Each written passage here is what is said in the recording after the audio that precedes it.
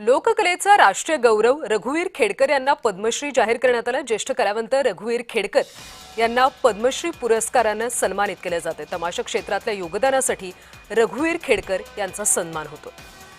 दरम्यान पद्मश्री कलावंत रघुवीर खेडकर यांच्याशी बातचीत केली आमचे प्रतिनिधी संतोष कुलकर्णी यांनी। हा पुरस्कार तुम्हाला जाहीर झालेला आहे, पहिली काय प्रतिक्रिया, काय भावना आहे?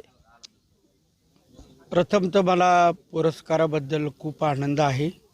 ना भूतो ना भविष्यात असं झालेलं आहे आणि मला वाटत नव्हतं मी या पुरस्काराच्या उंचीपर्यंत जाऊन पोहोचेल म्हणून, परंतु माझी लोकसेवा, माझी कलेची सेवा या सेवेने आणि माझ्या आईवडिलांच्या पुण्याईने मी तिथपर्यंत पोहोचलो।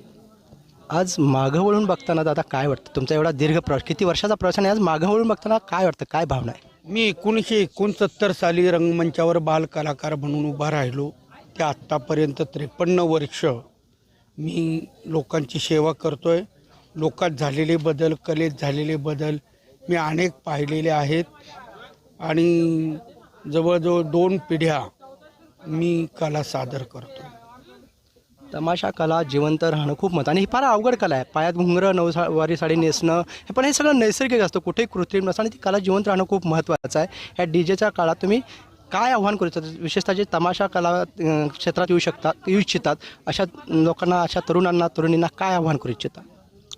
नवतरुण तरुणींना माझं एवढंच मत आहे की तुम्ही याच्यात प्रवेश करा, ज्याच्यात तुम्हाला रोजगारही मिळेल आणि तुम्हाला समाधानही मिळेल। कारण आज माझ्यासारख्या लोककलावंताला पद्मश्री पुरस्कार मिळू शकतो। तुम्ही जर तुमच्या कलेने पुढे गेला तर तुम्हालाही तो मिळू शकतो। संतोष कुलकर्णी, जय महाराष्ट्र न्यूज, पंढरपूर।